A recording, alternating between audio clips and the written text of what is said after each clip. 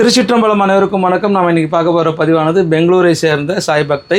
அவங்க வாராகிக்காக ஒரு ஆதாரபீடம் மற்றும் திருவாச்சி கொடை கேட்டிருந்தாங்க. அவங்க வீட்டில் வணங்கின அம்பாள் வந்து 3 இன்ச்சு உயரம், அளவுலாம் தெளிவாக கொடுத்துருந்தாங்க.